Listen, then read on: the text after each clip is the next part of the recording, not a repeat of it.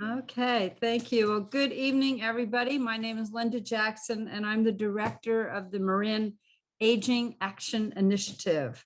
And I'm delighted to welcome you to this Housing Summit. We have, you all come as housing advocates from 3 of Marin's groups that are working on promoting housing. That would be the Aging Action Initiative, the Marin Environmental Housing Collaborative, and HCA, also known as a Housing Crisis Action. We'll have some background first, and then we have an amazing, informative panel for you. To kick this off, I'm going to turn the Zoom microphone over to the president of MEHC, the Marin Environmental Housing Collaborative, Bob Pendoley. Well, thank you, Linda. I think everybody here probably knows that Marin is the most segregated county in the Bay Area. 39% of Bay Area residents are white. Here in Marin, 76% are white. And 40% of Marin households pay more than they can afford for housing. We have households in Marin where people have to cut their grocery budget to put a roof over their heads. Families double up to make ends meet. You already know we have a housing crisis, and that's why you're here.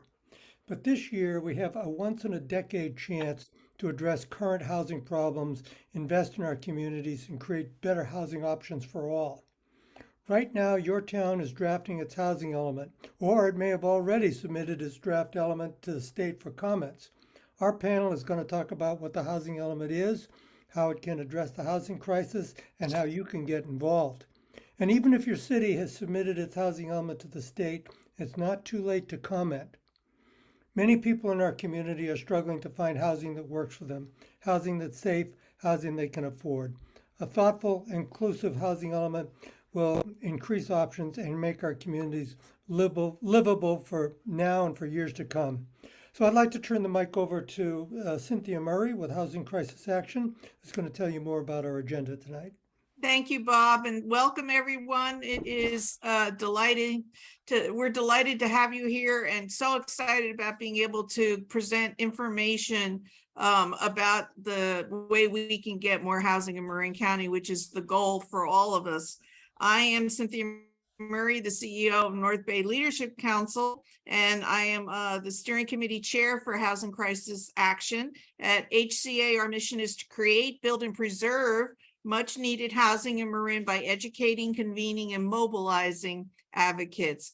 We're so excited that you were with us to hear this panel discussion, which we hope will help you effectively advocate for housing in Marin. With so many new and old faces rising up for housing, we have the opportunity to make a huge impact to ensure a sustainable housing future for Marin. And we're just going to get started, but I have a few housekeeping things. One, we really would appreciate it if you would put your name and your organization and where you're zooming in from in the chat, if you could do that when it's convenient.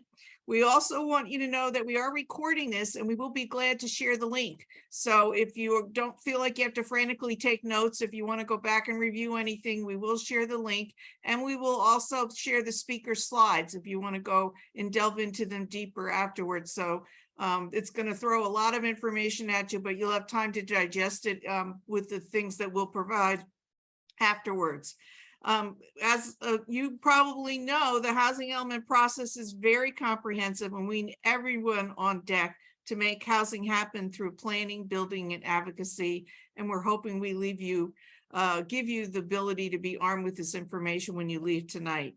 It's now my pleasure to introduce our moderator tonight, Lucia Martel Dow, who is an immigrant from Venezuela. She's an attorney on the front line of immigration justice, first at Canal Alliance in San Rafael, and currently is the director of the New American Campaign at the Immigration Legal Resource Center.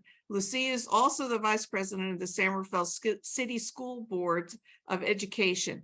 Lucia, please take over. Thank you so much for that introduction, Cynthia. It's a pleasure to be here. Welcome everyone to the program about making housing happen. As you can see a little bit from my work, as Cynthia mentioned, I'm very intimately connected to the immigrant community who have been disproportionately impacted, especially in Marin, around housing issues.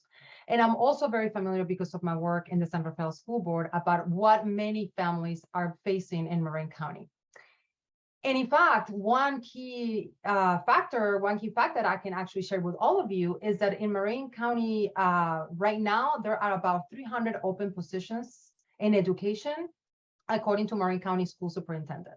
So this is really an issue that is affecting our workforce in the education space, either is it public education or private education. And there's a tremendous need for more housing so that we can be able to teach our children and give them the education they deserve.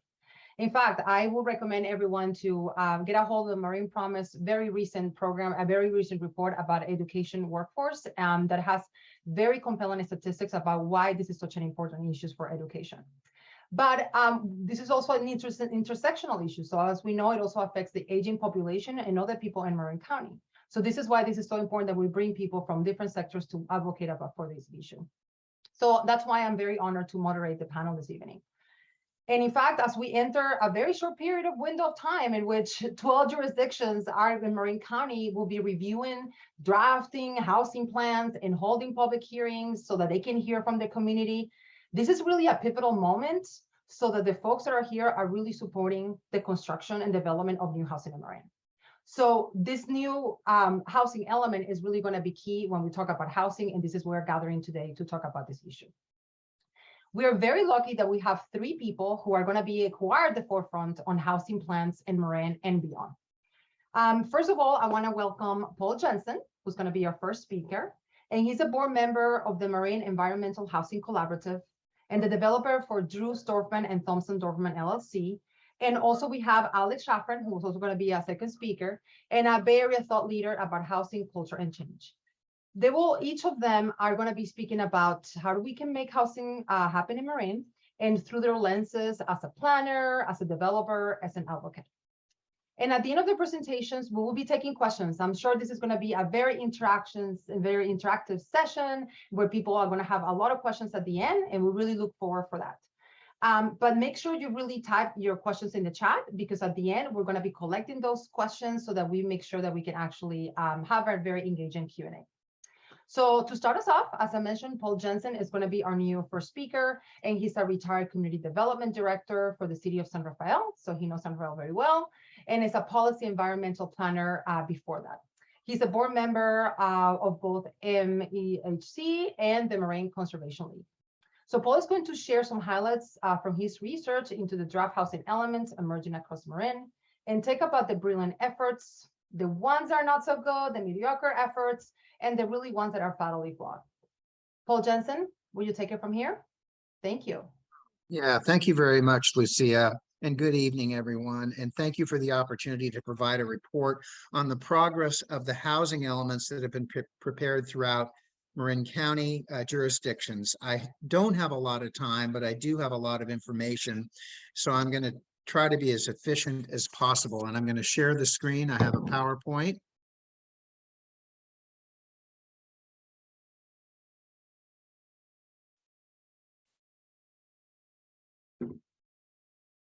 Okay, hopefully everyone can see that. What I'm going to start with is a little bit of Housing Element 101. Every county, city, and town in California is required to prepare and adopt a general plan. A general plan is a master plan or a roadmap for the community which forecasts and plans for growth over a period of time, and that's usually 15 to 20 years. The housing element is one of a number of mandatory elements of the general plan and has been required since 1969. And it is the only element of a general plan that requires state certification from the State Department of Housing and Community Development. The purpose of the housing element is to demonstrate how housing can be planned and accommodated. And historically, this has been done through zoning and other codes and regulations. And each city, town, and county is required to provide its fair share of housing for all incomes. This is required by the state. And the key driver to achieve this is what's called the Regional Housing Need Allocation, or the RHNA process. Each city, town, and county is provided an allocation of housing units that must be planned for in the housing element. And it's not just about accommodating new housing development, but also preserving and protecting existing housing for our workforce and programs to promote providing services for our unhoused folks. Lastly, I want to note that unlike the general plan as a whole, the housing element by state law has to be updated every 8 years. So the housing crisis. The housing crisis started to brew following the Great Recession when workforce increased and outpaced housing production. And the state legislature reacted by passing many dramatic changes in the housing laws in the past 5 years, actually to break down the barriers in the development of housing. They included, among others, the passage of the Housing Crisis Act, also amending a longstanding Housing Accountability Act and amending the Permit Streamlining Act. And basically, the byproduct of these changes and new laws created new processes. You'll hear about by right process. Essentially, that is allowing land development to for a qualified housing project to proceed through a local process that doesn't go through the typical public review. It's subject to objective standards and exempt from environmental review. Another new factor is I call it steroids for RHNA. The RHNA allocations have significantly increased for this cycle, and there are also some increased expectations. Historically, local jurisdictions, all they had to do was zone properties to meet the RHNA number that they're given. But now they have to not only demonstrate that the properties have been zoned, but that they can be approved for development and developed within the 8-year cycle. So that's a very tall order. There's also some heightened fair housing requirements, and I'll briefly go over those, and heightened housing element requirements, which is part of the summary this evening. Now, I mentioned RHNA and a significant increase in RHNA.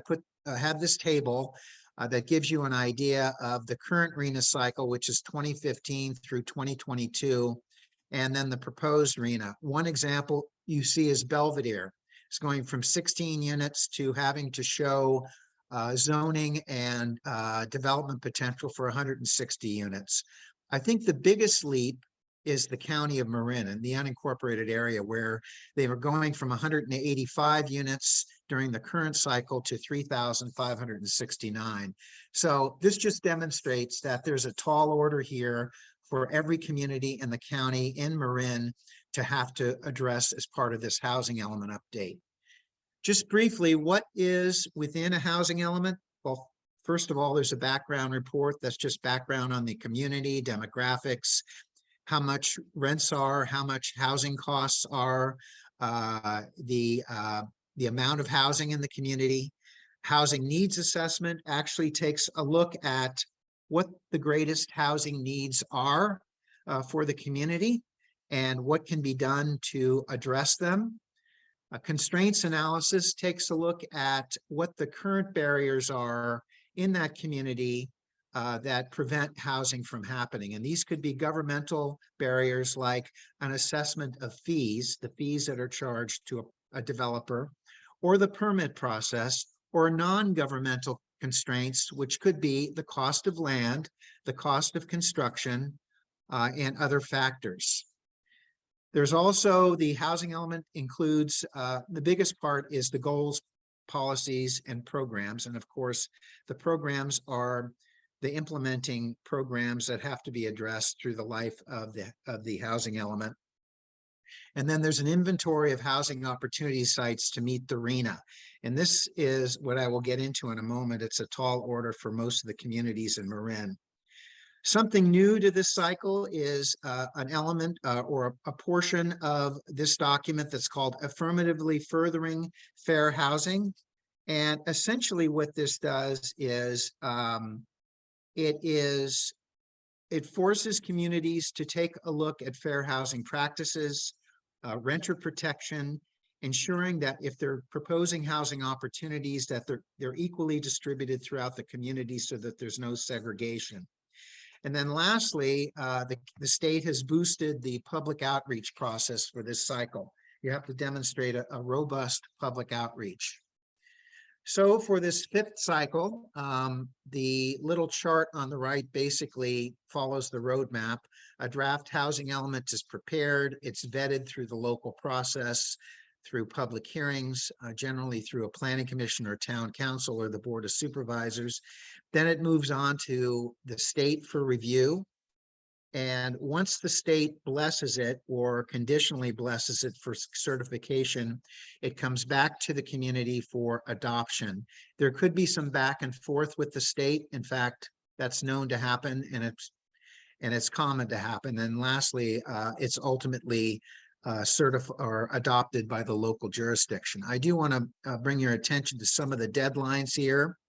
There are some tight deadlines. The first submittal to Housing and Community Development for review, the deadline was June. Certification by HCD must occur by the end of January. There is a 4-month grace period without penalties. And then one of the common tools for implementing the housing element is rezoning properties to make sure that they're available for housing. That must occur by spring 2026. And the new laws impose fines and penalties for non-compliance. And so the state's very serious about these things. So we all know about the Marin challenges. We have built out communities, we have expensive living, so we have a lot of low wage earners and the workforce that must live elsewhere or double up with other families to live in one housing unit. There's also the cost of land and construction. I'm sure we'll hear from Bruce Dorfman a little about that. Zoning regulations and permit review process. We know that that is a difficult process and historically has been in Marin County. Resistance to change. We see a lot of litigation for projects that move forward. There's a question of political will, who's on board. I mentioned the appeal of the RHNA process because of the significant increase in RHNA. There was an opportunity for communities to appeal their RHNA, all but the city of Novato and the city of San Rafael appealed to the state, but all of those appeals were denied.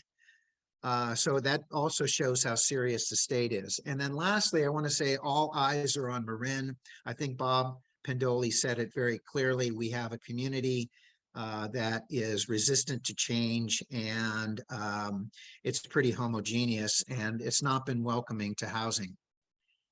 So a report on where we are. The draft elements that have been released to date and have gone through a public review process include the County of Marin, the Town of Corte Madera, Mill Valley, Tiburon, and Sausalito. And all but Sausalito have submitted their housing elements to the state for review in hopes of certification. I do know that the county is expecting to hear back from the state at any time. They were the first to file with the state. The other communities in Marin County have indicated an expectation of release of their draft elements in October, November. I have to say, though, that all the communities have completed their housing opportunity site inventory. Many of them have been vetted through a public review process already. So what are the takeaways and common threads? I have gone through every one of the draft housing elements that have been published, and there are some takeaways and common threads that I would like to share with the group. The first is, in terms of the housing needs assessment, no surprise, the greatest need is for very low and low income housing in every community in Marin County. And this is to address the low wage earner workforce. I would also like to point out the housing opportunity sites. I have to say, all the communities that have published their draft elements, I applaud them for doing a noble job of doing this. I can say that they were kind of forced to turn over every rock. So the housing opportunity sites inventory in each of the communities is pretty ambitious.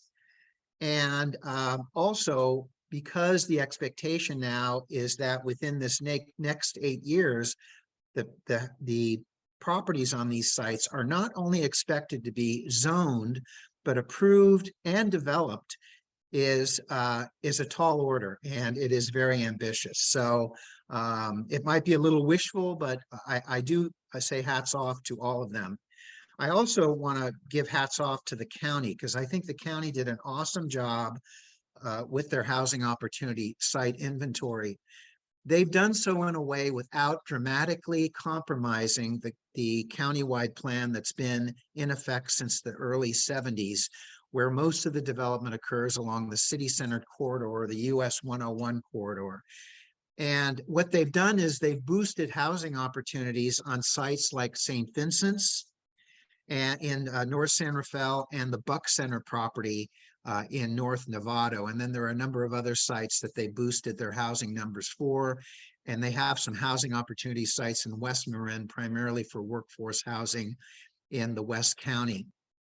San Rafael and Novato, they pre-planned for this RHNA. San Rafael updated its general plan last year and included a downtown precise plan, which increased large amount of housing opportunities throughout the city and in downtown in preparation for this housing element. Similarly, the Novato has done the same thing. They're looking for the biggest bang for the buck at the Fireman's Fund site in North Novato for redevelopment. Now, the other communities that have published their draft plans, they have wisely looked at potential reuse and redevelopment of non-residential sites and underdeveloped sites, particularly sites that have declining use demand, like office sites where there are currently vacancies that may never recover, and also some retail sites where retail is slowly declining over time. One example is the town of Corte Madera has identified Macy's at the Village as a housing opportunity site for 300 units. So that's one example, knowing that sort of big box department store type of retail is declining over time. Lastly, I do want to mention Sausalito. 50% of their housing sites on their housing opportunity sites list are subject to a voter initiative, meaning that the voters have to approve a rezoning essentially of the properties to accommodate residential use. I don't expect that this is going to be acceptable to the state of California when they review their draft housing elements. So that's going to be a challenge for Sausalito. Just some other takeaways I want to mention. One is most of Marin County is a single family residential development pattern, as we all know. So a lot of these communities have scrambled to look at what's left in the single family areas that could be developed out. This doesn't do much for workforce housing though, because this mostly is for market rate housing. And there's lots of expectations about accessory dwelling unit startups.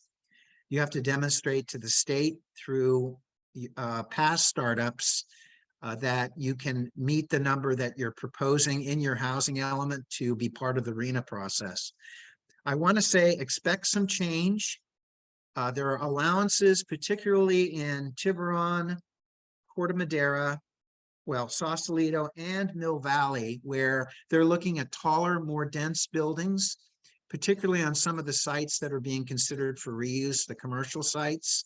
So they're biting the bullet to go in that direction to help accommodate housing. There's also renter protection and homeless strategies. The one other thing I want to mention is housing element is subject to environmental review.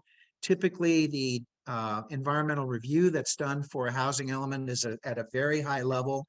However, it's going to be very interesting to see how the environmental documents shake out for these communities, primarily because of the new by right clearances for some of these properties that might be eligible for by right, meaning they would be exempt from environmental review, but they could still have some environmental issues. So I want to just mention again, the state is watching Marin's reputation of just say no, and the state is taking note of that. So I expect that they're going to be pretty critical and may want more when they review the housing elements from Marin County.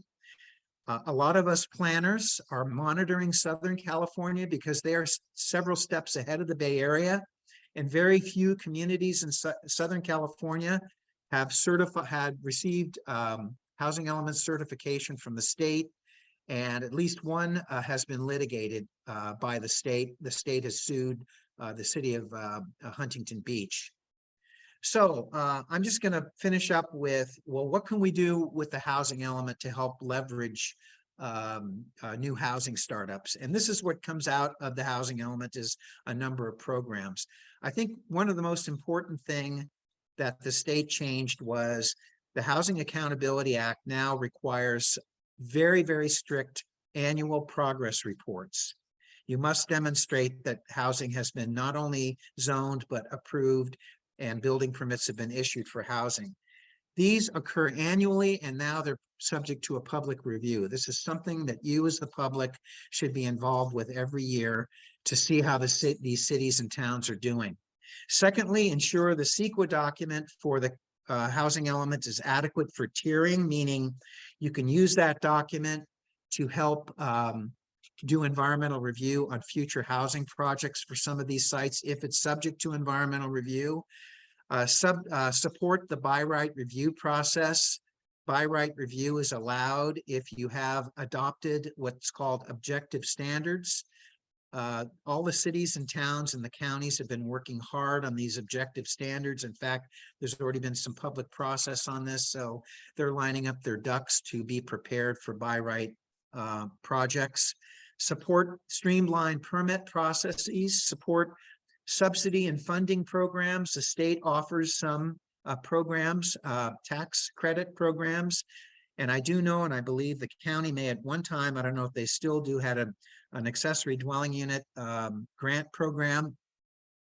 Promote partnerships. I think this is really important. There's a couple of projects under construction now in Marin that I think a big part of why they're being built is that they worked with partners. One example is Marin in downtown San Rafael partnered with Vivalon and Eaton Housing, and they essentially gifted that site to Vivalon and Eden Housing so that the cost of land purchase was pretty much off the table, which is a significant bite in a pro forma.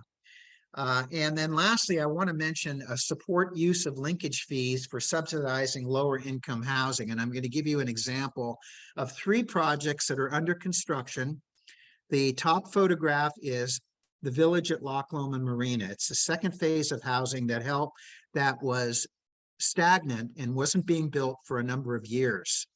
And one of the reasons why they said they couldn't build it out is that the 6 below market rate units, they had already built 13 below market rate for sale units in the first phase, was biting into the feasibility of this project being constructed. So the city allowed them to buy out those 6 below market rate units, which would have been priced for a moderate income household for sale at an in lieu fee of $3.7 million. That money was gifted through the city's trust fund to the Vivalon Eden Housing Project, which is under construction, low income senior on 3rd Street in San Rafael, and to the right, which is the Homeward Bound transitional housing project in the Canal neighborhood. So that money was well used, and all 3 projects are being built. So that's good. So get involved. Where to access documents and information. I had suggested that each community has a great website on their housing element, and I think that's going to be provided as part of follow-up here. I don't know if that's something that was put in the chat.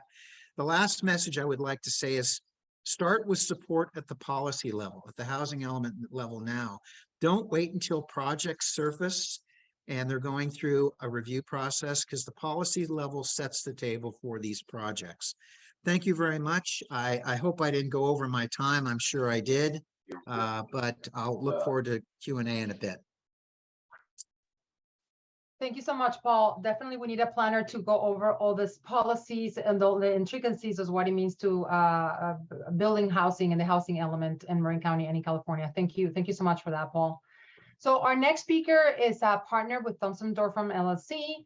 He's based in Mill Valley and is a developer of over 17,000 multifamily homes throughout California.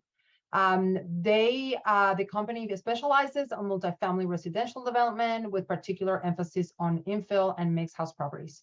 So Bruce Dorfman is gonna, give us his experiences, or share his experiences on how we can make housing happen and actually building housing, which is actually missing so much in our county.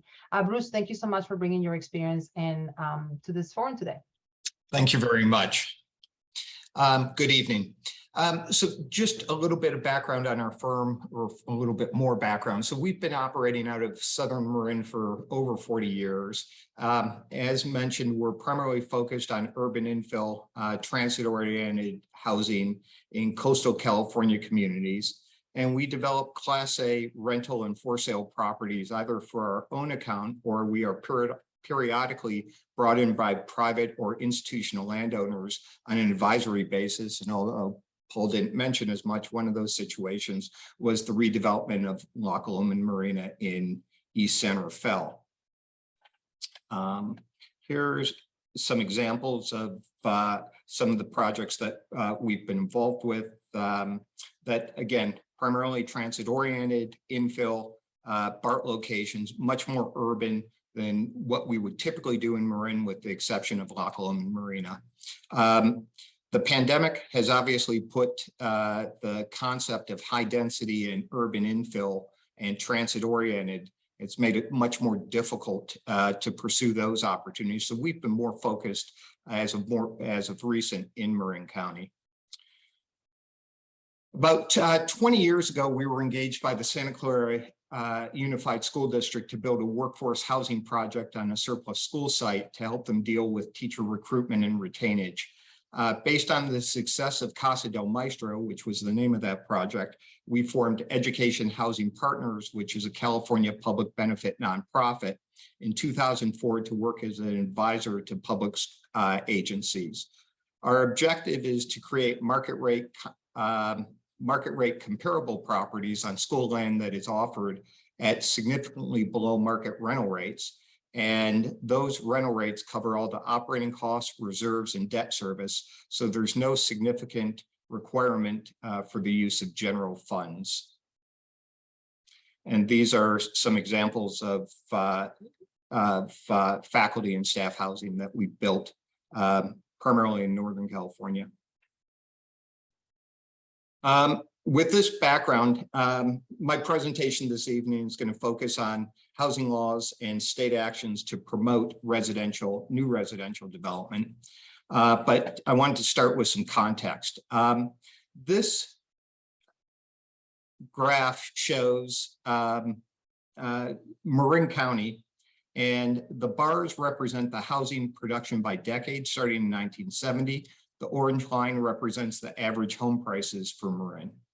The law of supply and demand certainly holds. Prices from 1970, which were under $40,000 per home, are now over 1.6 million, while housing production has dropped by over 90%. Again, home prices have increased 4,000% in a 50-year period, which is huge. Since 1990, apartment production is under 25% of all housing that's being created. And the remainder of that is single family that sells actually at a significant premium to the average prices that I just quoted. 1990 is an important date relative to the creation of multifamily housing as it relates to the passage of the American Disability Act. And that changed the accessibility laws, and is particularly important in Marin as we have many empty nesters with limited housing options.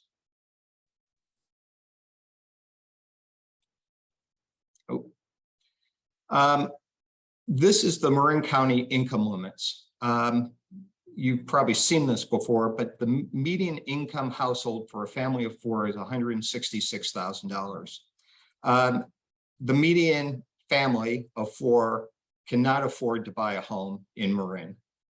They can't even afford to lease a market rate 3-bedroom unit, which we'll discuss in a moment.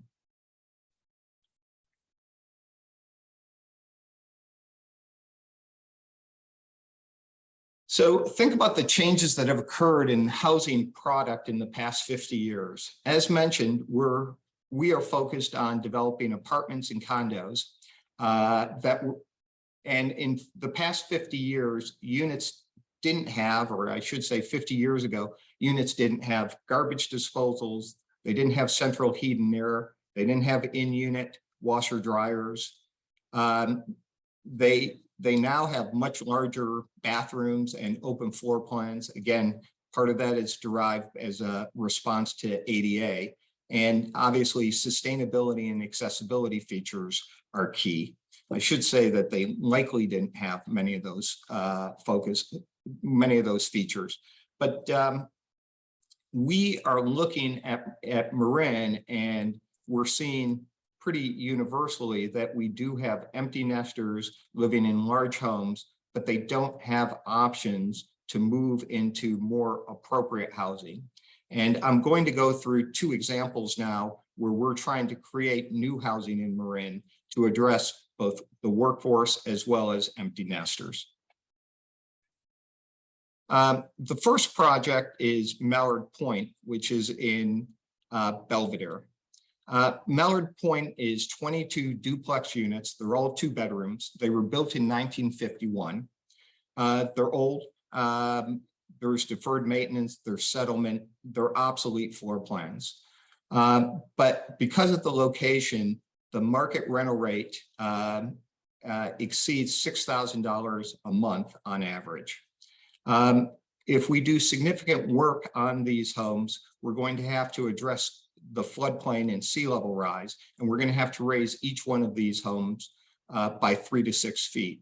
At that point in time, knowing that this would be something we'd have to do in the near term, we reached out to the neighbors, to residents and the city, and had over 100 meetings to create a new site plan, which is shown here. The site, as is noted, is across from the city hall, the community center, and the park. The new floor plans and the new housing, of which there will be 40 units, as shown here, will have a 23-unit apartment building, as well as a combination of single family and duplexes along the lagoon. The unit plans will include 1, 2, 3, and 4 bedroom residences. The site is also very walkable, being in the flats. It's a half-mile from downtown Tiburon and less than a mile from the Tiburon Ferry. We'll also mention that it is in a portion of the site is in transit priority zone because of the proximity to bus and to ferry. So some of the state laws that we're engaging to move this project forward include SB 330, which is the Housing Crisis Act. This locks in the city so that they can't change rules. It provides expedited processing. It creates a requirement for objective design guidelines, and it also offers protections for existing residents. The state density bonus law allows for waivers to zoning, and in our case, most noticeably, building height and open space, and concessions which provide relief from economic constraints for providing affordable housing. The Housing Accountability Act and Housing Element, which Paul mentioned, both put pressure on communities to create new housing and specifically affordable housing. And CEQA has been modified over time to provide transit priority zone and infill exemptions to expedite new housing. And while there are all these new laws and directives, cities are still trying to figure out the rules.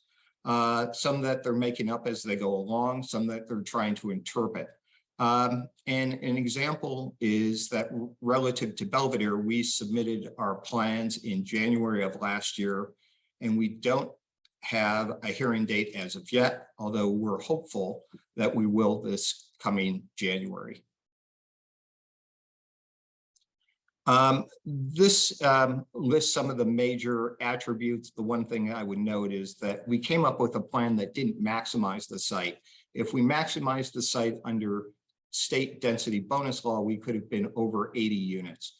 But we thought there would be significant pushback from the community and consequently came up with a plan that again follows the current development pattern on the lagoon, which is single family and lower density duplexes along the lagoon with higher density located on the inland portions of our site.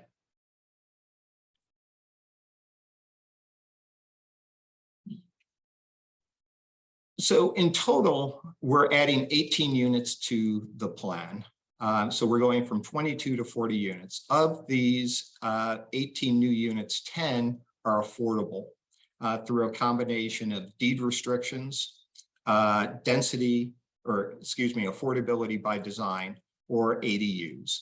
And all of these units will be leased at less than 50% of our current market rents. It's also important to note that the city, this is one of the few cities that we've worked in that doesn't have an inclusionary housing ordinance. So technically, a developer could move forward with projects, wouldn't get the advantage of state density bonus law. There's no requirement to put inclusionary or affordable housing in a project without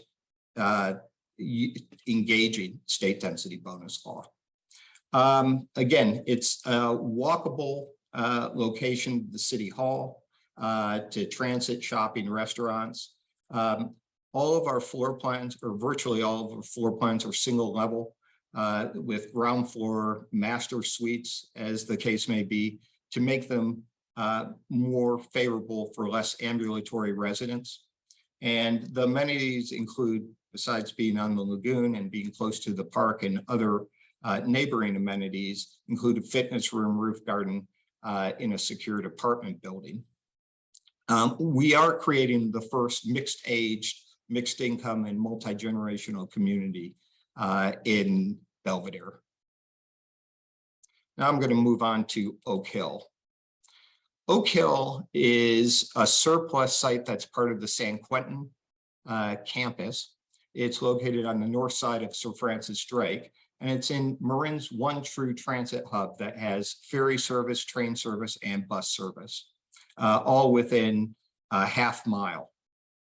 The site is next to a prison. It's on a former gun range, and it's on an admittedly high traffic thoroughfare.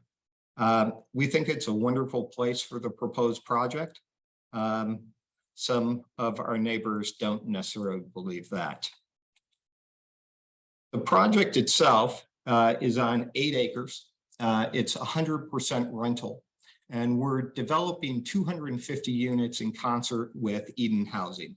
Eden's project is 115 units, which are targeted at residents that are extremely low to very low income, 30 to 60% of AMI. While our project, we're working with MCOE, the Marin County Office of Education in the county, to build 135 units that would be targeted for residents making between 60 and 120% of AMI.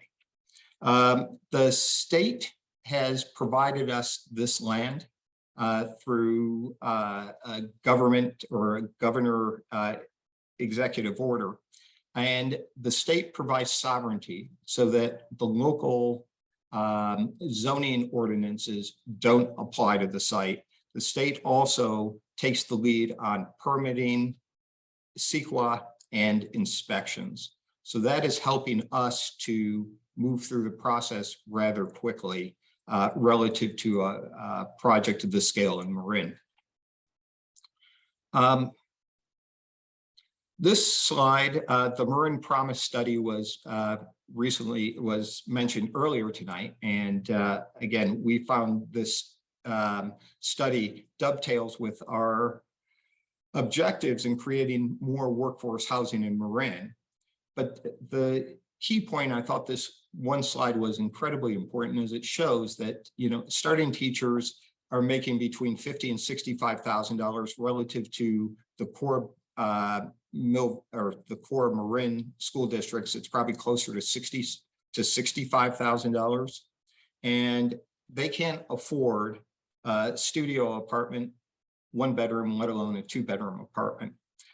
We're going to achieve rental rates that are going to be affordable to teachers. 1-bedroom apartments are going to be under $1,800 a unit. So they're going to be affordable to starting teachers. And we're going to be able to, create new housing that at this location that works for a whole bunch of people that are currently commuting into the county. And, the overall objective would be, from a sustainability standpoint, that we're shortening commutes of teachers. We're improving their retainage and extending their employment terms within their school districts, and improving the environment while improving the quality of education. So with that, I turn it back over to you, Lucia. Thank you so much, Bruce. I appreciate it. I'm so excited to hear about Oak Hill, of course, but all of your presentation was good news, and not so many good news considering the lack of housing. But thank you for that. Sure. So to wrap things up, we're going to hear from Alex Shafran. So hopefully I'm doing it correctly, Alex. He's a California native and someone who has taught urban studies in Europe and New York. And most importantly, for us tonight, he's going to talk about how we got into this mess to begin with, and how can we potentially get out of it, which is, for a lot of us here tonight, it will be very interesting to get his perspective as we are hearing these presentations and the needs that we have. Thank you, Alex. Well, thank you very much. And it's never my habit to do the opposite of what the moderator just said that I'm going to do. But I am actually not going to talk about how we got into this problem in the first place. If you want to know that, my book, The Road to Resegregation, chronicles 50 years of the Bay Area's failure to address the housing crisis, including a big chunk about Marin. If you want to hear about the 1972 plan and how we've never really implemented it. Again, the plan in 1972 was to build a lot of housing on the 101 corridor, build no housing in West Marin. And guess what? We built no housing in West Marin, and we built almost no housing on the 101 corridor. So all of that is in the book. You can find that. You can find a talk that I gave online to the Sausalito and Marin City public libraries about segregation. If you want to hear all of the reasons why Marin has problems, why I and the majority of public high school graduates in Marin County don't live in Marin County anymore and can't, about how Marin County built less housing in 40 years than Antioch, California built in 20 years. That's all in the book. I'm not going to talk about that now. It's housing element time. These are about putting out plans to, drive the county forward. While I don't live in Marin, my parents still do, in this house that you see right here, which they bought for $52,500 in 1976. And you can do the math about what it's worth now, and you can do the math about how much it would cost anybody. And again, one of the many reasons folks like me can't and don't live in Marin anymore. And so again, I hope that today I'm going to talk about Marin, and I'll use we. I hope you all are okay with that, even though I live in Oakland. I was bar mitzvahed at Kol Shafar. I now work professionally together with some of the folks that are on this call. Everything that I urge you and us to do, I am working to try to do as well. And I'm in it. I was away for a long time. I'm back, and I'm not going anywhere. So this is the big question, right? How do we increase the supply of housing, or really the supply of buildings in a lot of way in Marin, including places like Point Reyes Station, which we've specifically protected. But guess what? We protected the farms, but we didn't build housing for farm workers, and you can't have working farms without farm workers. And folks in Point Reyes are really figuring that out right now. And I think that there's a future for malt in a different kind of business as well, right? So how do we do this?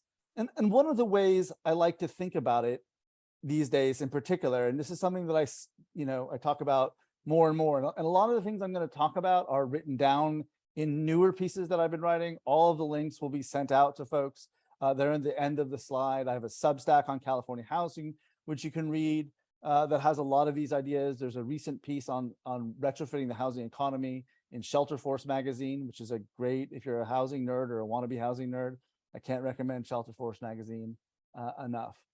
So what we really need in Marin in terms of housing production is really a cross-sector approach aimed at really transforming the larger housing economy and the housing industry, right? It's not just about policy. Now, policy is super important. Policy is in everything. It's like salt or water, you know, like nothing exists that doesn't have policy as part of it. But if all you had was salt water, like that wouldn't be a particularly nutritious meal, right? Policy doesn't actually build housing, right? You need capital, you need labor, you need land, you need materials. Those are the things, you need expertise. You need lots of things that can go in, and policy is one really key ingredient. So I'm going to talk about this cross-sectoral approach, and I'm going to just highlight a handful of areas where I think we really need to, where Marin really can advance things and can move forward if we really want to see the housing come out of those housing elements, right? And so again, the housing element process is really important. We have an obligation under state law to do this. This is not a new thing, right? The state has been politely asking counties like Marin to build housing for 50 years, and Marin has just politely refused, and the state has been very politely doing nothing about it. Now the state has decided to not be polite, but these aren't new things. This is not a new ask. We've been asking from a policy perspective for a very long time, and now I think we have to get serious about it. So how do we transform this larger economy? And some of these things are things that we can put in our housing elements. So there are the parts of the housing element that Paul went through that are required by law, like you have to rezone a certain number of sites. Here we are looking at downtown Novato, and surely the people of the city of Novato will have already chosen certain sites that can has more density. Hopefully it won't be the construction yard, because we actually need that construction yard to provide lumber and materials to build more housing. But there are plenty of other places that are around, and you'll see pictures of the Novato train station and these other areas. So all of the things that I'm talking about can also go in the housing elements. One of the things that I've argued in some of my Substack writing is that housing elements need to have more about transforming the industry. You can have policies in the housing element that talk about building up your small businesses in construction to be able to build more housing. That's a pro-housing policy that needs to be in there. It's not just about zoning or land use regulation. So first, let's talk about it. And let's talk about transforming that industry. So here's a picture of some really nice transit-oriented development around the smart station in Novato. But one of the challenges that we have is that the development industry that we have in Marin County, Bruce being the exception, and I think I'm hoping that Bruce will agree with me, and I'm curious what he will say, is that we don't have the industry that we need to be able to build all the housing that we need to build, right? In the 1970s, when Marin rebelled against the developers and rebelled against the housing industry, slowly but surely over time, it became harder and harder and harder, right? You look at Bruce's portfolio of where most of the projects have been, especially the larger projects, they're not in Marin. We don't have either the for-profit development industry or the nonprofit development industry that we need to be able to build things. So it's nice to see EAH here, but EAH will tell you, being the only major nonprofit houser in Marin County, that 90% of what they build is not in Marin County. So we have to do all this work to rebuild the industry, the nonprofit side, the for-profit side. Your general contractors are going to be the ones that will be able to turn your little garage into an ADU or help you take advantage of new state laws and be able to build a second unit behind your house, or even turn your house into a triplex, or do whatever it is that some of the small lot work. We just don't have the industry.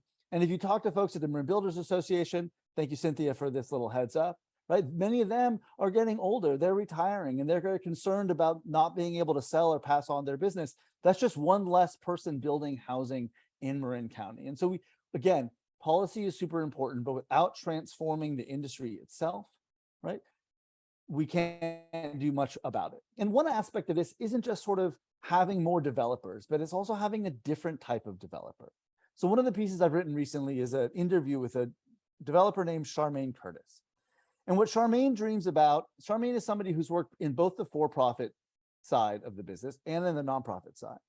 And she's recognizing that there's sort of challenges with both models, that we need new hybrid types of developers, ones that are able to move as quickly and efficiently as some of the for-profits, but that have that kind of nonprofit spirit, right? That willingness to build and that interest in building below market rate units, work building for teachers and public servants, for folks that don't make tons and tons of money.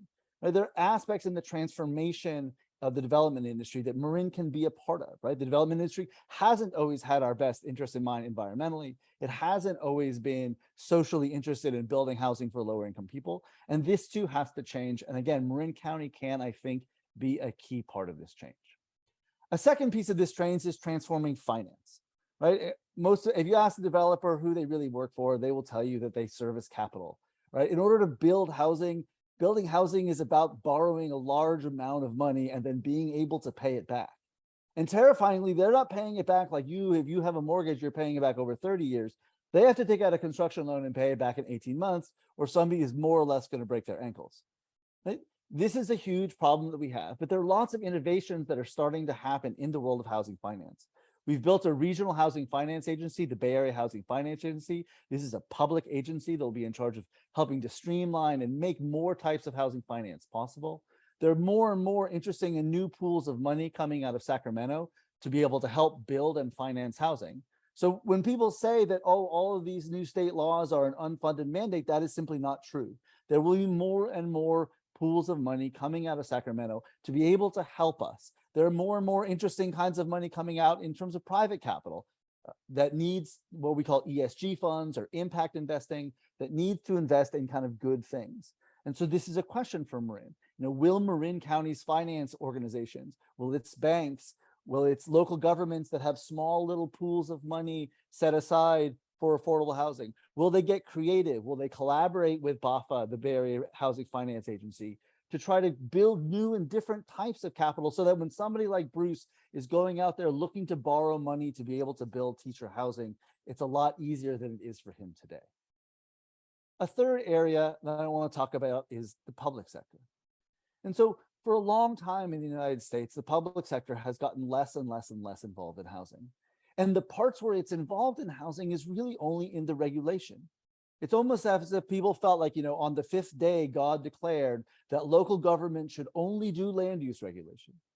This is simply not true, and simply not how housing is built in so many other countries, right? So as of late, you may have heard talk of what's called social housing, right? And if you want more information on social housing, you can, again, through some of my work at San Jose State, we've done a big series on social housing. There's tons of stuff going on the internet, most of which is fairly good. A huge contingent of California lawmakers and housing leaders just went to Vienna to see their world-leading social housing work. There are amazing amount of things that local governments, state governments, and national governments are realizing that they can do, not just in regulating housing, but in actually making housing get built and actually becoming more of the developer. A little bit like what Bruce talked about with the San Quentin project, where because the state owns the land, the state is taking a leadership role in the entitlement process, in financing, and all of the aspects to be able to make this happen. This is how housing works in many other places, especially the places that do a much better job of housing people, and in particular, the places that do a much better job of housing lower income folks and that currently can't afford to go anywhere near Marin. And so the challenge in Marin is going to be one about collaboration. There's no way that most of the small jurisdictions in Marin can possibly stand up one of these programs by themselves. Conveniently, in Marin County, you have something called the Marin General Services Agency, I think is the name it's called, Joint Powers Association, which is actually a combination of all of the local governments minus Novato. I don't know why I have Novato on the picture, considering they're not in it, but that they can join, and the County of Marin, right? And so together, if the county and the local cities are willing to pool their resources to stand up a new agency, then you can have Marin County local governments really at the forefront of developing housing, much as that they are at the forefront of leadership when it comes to wildfire issues, when it comes to flooding issues, all the other environmental issues that Marin cares about, where our local governments are real leaders.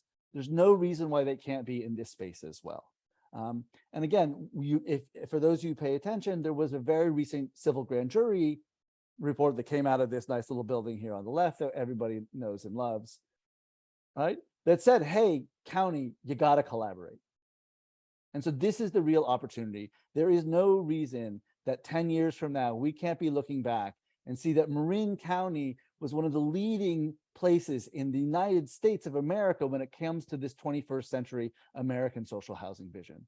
We have the resources, and can we have the willpower to do so? This is the question, and it's something that I'm committed to continue to working on. And finally, let me just talk about transforming the advocacy sector. And so that's us, right? That's those of us and many of our small groups who've been advocating for a very, very long time on housing. And I have immense respect for the work that many of you have done, because I know just how hard you've been sort of pushing a rock uphill. I mean, if anybody has been fighting NIMBYism and no housing and no, it's folks that are on this call, and I've been doing it under really difficult circumstances for a really long time. And so I hope when I ask you that it's time to sort of like take our game up one level, that people don't see it as an insult to the work that has been done. But this is in fact what we need to do. And it comes in different ways. So on the one hand, I think some of the larger social service agencies of Marin County are recognizing that they have to get a lot more involved in housing, both on the advocacy side and in actually to become some of those housing developers, some of the nonprofit housing developers that we need to have in Marin.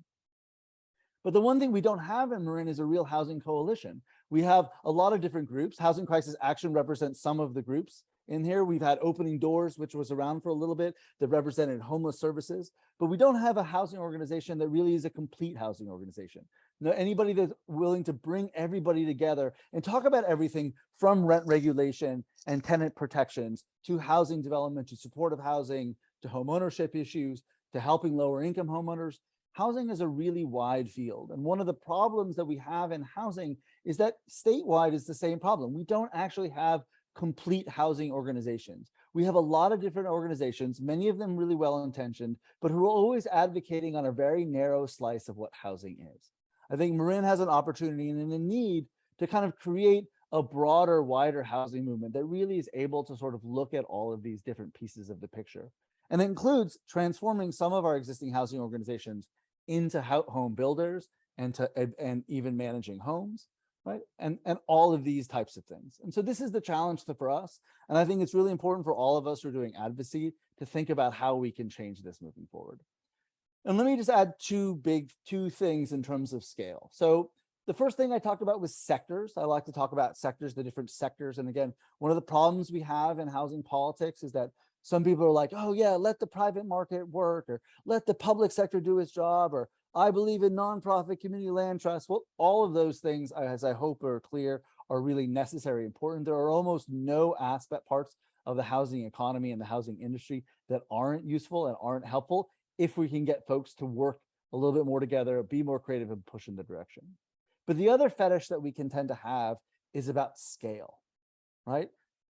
So one of the things I really urge, Marin is generally a pretty small space, but that doesn't mean we can't think big, right? So the space, I think you'll see, those of you in the know will know that this is an old picture of Northgate because the Sears sign is gone, I think.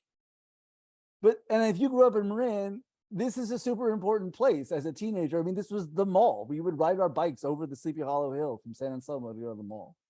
Well, the mall is fading. The mall is dying. And there are already plans and proposals to rebuild it. This is a huge opportunity for Marin to sort of realize some of its housing dreams. And I can't say how important this place is, not just symbolically, but we're talking about more than 1,000 future homes. It has to be a grand vision. There's this is the perfect opportunity to try something where the public sector leans in a little bit more, where we have more public dollars leaning in to be able to get different types of benefits. It's the type of place where we can rebuild the possibility of home ownership. One of the things I talk about in a lot of my work these days is about embracing the fact that we need to think more about the homeownership crisis that we have in the state of California. Numbers all across the board are plummeting, even in a place like Marin County, right? Where it becomes harder and harder to buy a home and more homes are being bought by investors. Right? We have the opportunity on the Northgate side, I think, to build a lot of condominiums, some of which could be community land trusts, some of which can be alternative forms of home ownership, if that's what folks want. Many of which can be affordable. And this can be a place where you can really see symbolically the kind of rebirth of the large scale dream. But when I'm seeing this like big dream, it doesn't mean that we're not going to do all of those things in the small scale. It's the 21st century. It's both and. Like whether you like both things, we're always going to get both. I think I hope that's clear to folks in the world. Like if there's 4 things that can happen, 5 will happen. Like that's how the world is these days. And so having a politics that's like, I believe in this and not in this is for the 20th century. We're now in a space where it's like, how do we make these things work together? How do we make the small scale work with the big? And this is where, again, I'm going to come back to the industry, right? My parents are committed to aging in place. They hope that this is the first home that they ever bought, and they want it to be the last one. And so, but the very prospect of how do you transform a house like this into a house maybe that can have a caretaker living in, maybe they can have a second unit in the backyard, right? There's a really nice school down the street. It'd be really nice if some kids lived in this house, and I'm not going to move there. So, right, how do we transform our housing at this small scale while again keeping that big scale open, right? These are the kind of things that I think that we need to talk about if we're going to actually see the units change on the ground. And it's super important, again, to do the parts that are required by law in the housing element. And again, some people have asked questions about RENA and AFFH and all that stuff. Happy to join in the group in asking these questions. But I really hope that, again, these aspects of how do we transform the industry and the economy are just as important to put into our housing elements as all the aspects that are required by law. And if we don't, we're not going to see the housing on the ground that is now what we're expected to build. And what I know that many of the folks on this call really hope, honestly, to see built in their lifetimes. And thank you. I hope I did okay on time too. Thank you so much, Alex. Even though you think you did not respond to my question about how do we get in this mess, I think you politely said that because people were politely refusing to do it. And I will say that it's a very generous way to put it, quite frankly, more like inaction or not unwillingness to do things. So, but thank you so much, Alex. I really, really appreciate this. And I really want to remind folks that that you can ask questions by just putting them in the chat. Because I think we do have some time to ask questions, and I know maybe some of you have some things in mind that we want to ask from our great panelists who have done a great job at presenting today. So some of the questions that one of the questions that I wanted to present to you is that, and this I think would be a question for Alex or for Paul or both of you, and you can feel free to chime in if you want to contribute, any of you. So many of you know that there's an apartment building in the Canal neighborhood, right, that is undergoing renovations, and it's resulting in potentially some residents moving out. And there's another case also in Larkspur that it's also being purchased, but probably one of these corporations that is buying housing all over the Bay Area, and it's also making changes and potentially increasing the rates. So what would this could happen across the Marin County if we potentially build more housing, or if we purchase older buildings and renovate and displace people. So how we can ensure that the things that we're discussing today is connected, the housing element is connecting to ensure that communities in Marin, and I specifically want to talk about extremely low income communities, right? Like communities in the Canal, for example, who are immigrant communities and extremely low income. How can we, in innovative ways, preserve the affordable housing, although the housing in Canal isn't particularly affordable, but how do we ensure that we can potentially preserve affordable housing and to build housing where low income and immigrant communities and renters can also live, or immigrant communities can live as renters or homeowners in Marin County. So I would love to hear your thoughts on this. Maybe Paul or Alex can chime in, and Bruce, feel free to.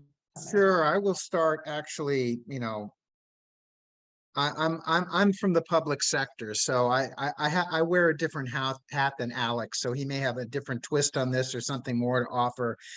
But I thought what was very compelling was last week the county Board of Supervisors approved the use of money, set aside money from transient occupancy tax, Measure W in West Marin, to purchase an apartment building in North San Rafael as a means to preserve existing housing so that it could be rent restricted. And I think, you know, that was an excellent tool. This whole Measure A seems to be an excellent tool at one, taking some transient occupancy tax dollars, a lot of which are generated by short-term rentals, which occupy permanent housing and take away that permanent housing from the residents in Marin, and using that money to put into essentially a trust fund. And those might be some opportunities to consider, at least in communities like San Rafael, where you have a canal neighborhood. And it is unfortunate, when I was a community development director there, when it became an opportunity zone through a federal process, and basically opened up portions of that neighborhood for investment, which is why you see what happened at 400 Canal Street. But that might be one option, is to take a look at, taking some of the hotel dollars and putting them in that direction in the trust fund. Yeah, I mean, just quite quickly, that this is one of the key reasons to talk about housing finance. We can both leverage public dollars to do more aggressive approaches like this. And in fact, we can even use public dollars and philanthropic dollars to make it, to kind of guarantee and protect private capital that is willing to come in and do the right thing, that's willing to come in and help. A lot of the older buildings in the canal, for instance, need a ton of work, but you have an incredibly vulnerable population that is there. And the only way that this will work is if, in fact, we're buying out those existing landlords. I'm sorry to say it right now, but many of the landlords in the canal just need to go. We have a great landlord in the canal. It's called Canal Alliance. And right. So there are all kinds of ways that I think we can use public dollars and really kind of aggressive things to both buy buildings. At the same time, though, we have to be willing to say, hey, listen, a certain type of real estate development, a certain type of real estate industry is just not okay, right? Like there's certain ways in which exploitation is happening, which displacement is happening, that we just can't tolerate. And again, Marin is a place that has values and cares about those values.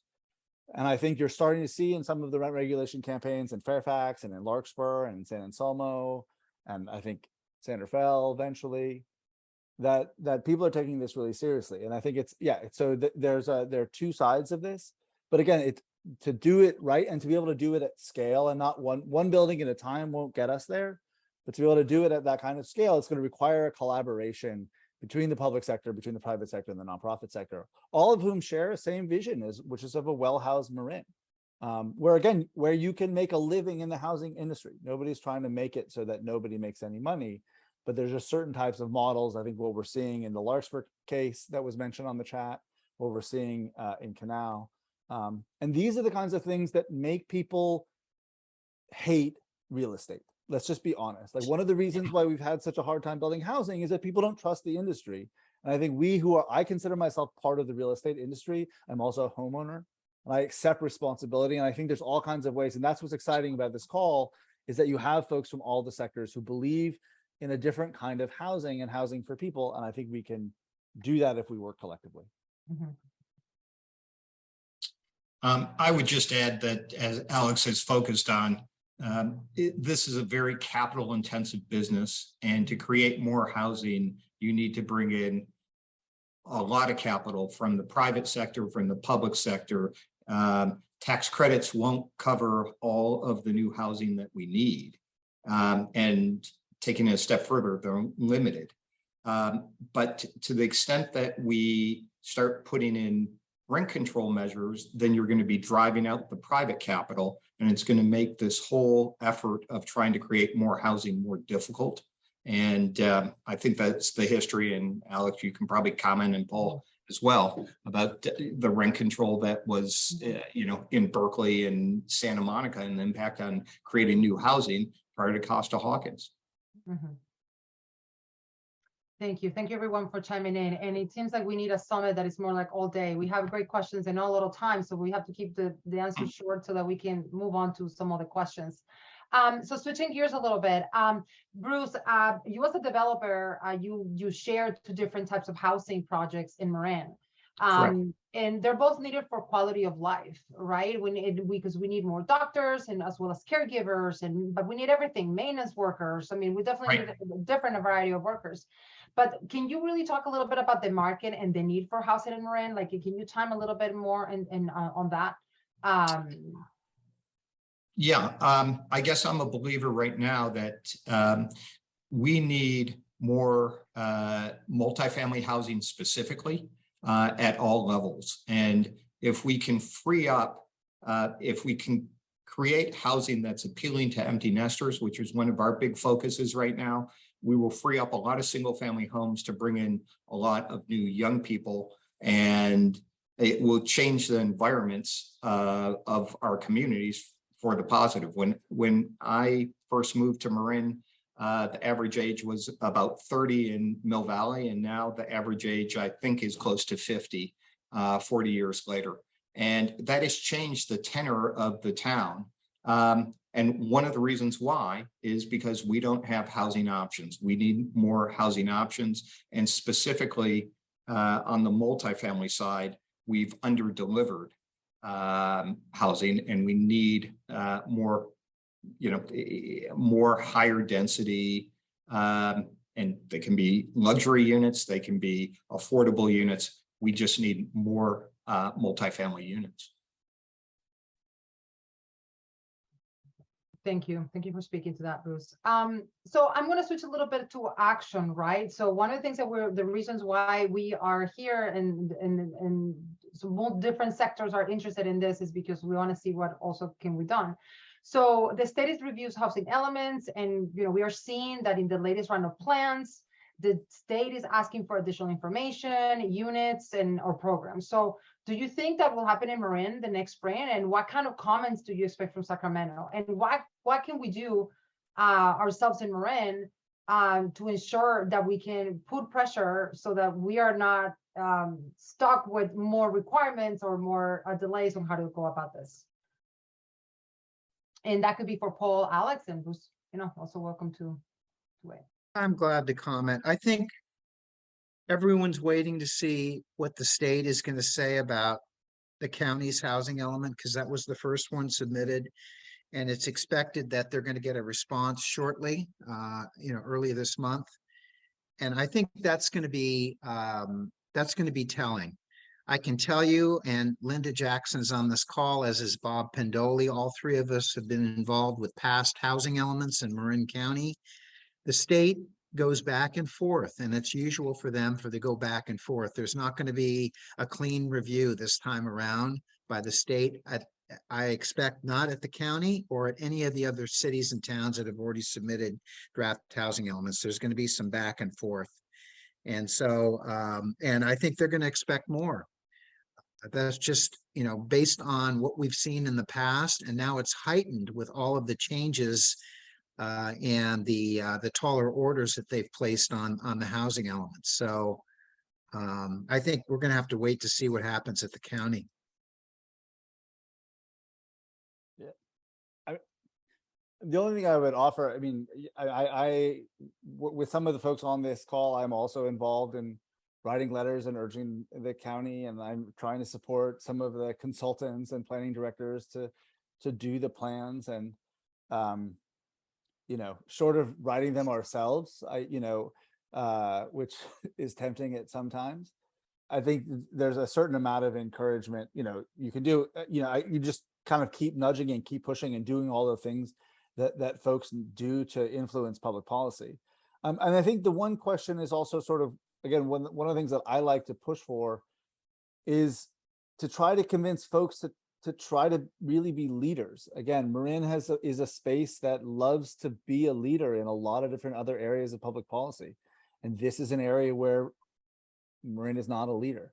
And I think, people are always asking, is the punishment, what is the punishment going to be? And the answer is nobody really knows. Anybody who tells you, I know Aaron Eckhouse is on this call from California YIMBY.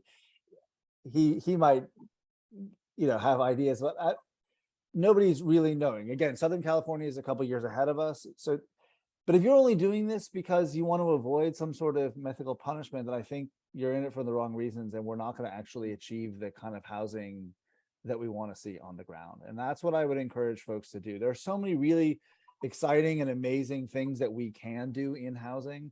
some of which are required now under the new laws, and some of which, like I said, are not. And many of the exciting ones are not. And so encourage folks to put in stuff that isn't what Sacramento asked for, but that are going above and beyond, and see if we can impress somebody in Sacramento by being creative. That's the kind of approach that I think kind of getting on the other foot. If we're only caught in this, fight over RHNA, are the, somebody confronts you, are the RHNA numbers are BS. Well, like, who cares? Like, that's over. And like, find me a public high school graduate in Marin County who can still live in the county. All the stories we know are true. And so see if you can get folks. I'm trying to get, in San Anselmo, like, can you talk about housing with the same passion you talk about flood control? I would love this, and the same knowledge. Like, you've never seen a small council with a bunch of not flood engineers be so expert on flood control. Bring that same game to housing. Yeah, thank you. I love how you bring in this innovative approach. And unfortunately, we don't have a lot of time to go into some of the questions that folks ask around how to protect renters and all the things that we also touch up a little bit more in the beginning, that I think it would be great to follow up in another conversation. But how do you think, as all 12 towns are having all these public hearings that are coming up and drafting housing elements, so how can we best use this housing element to build political will? Like a little bit like exactly what you're talking about. Do you think there's hope in this process, creating enough housing for our community?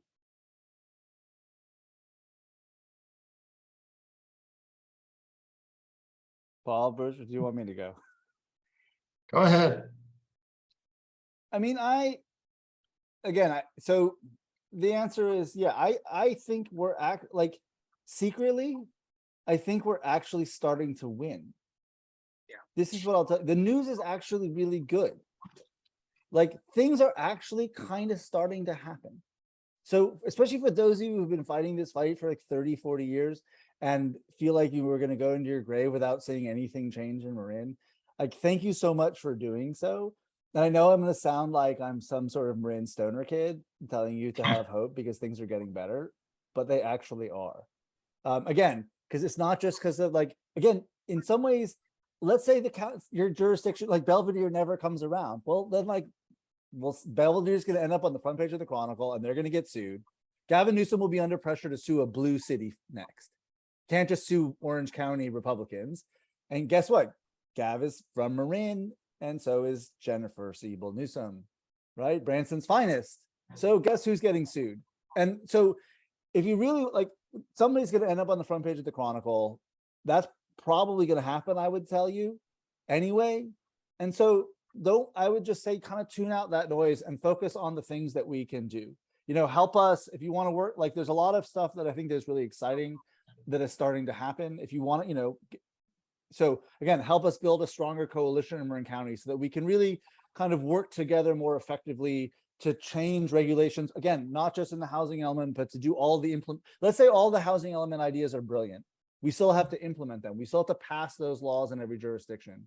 So work with us, help us build a coalition, help figure out ways to build more and new development companies. If you have investment experience, if you have business experience in any way, if you have any capital that you want to invest, you'd love to invest your capital in a new housing type in Marin that helps house folks. Well, there are interesting ways that we can do so. So I think, again, there's a lot of positivity that's happened. We just need to kind of weave the pieces of Marin County housing activism together a little bit more. And I think we'll have a little bit more impact. I'm sorry, I would just add that I think that some of this housing legislation has kind of balanced the field. It's not just a popularity contest on something that's very emotional.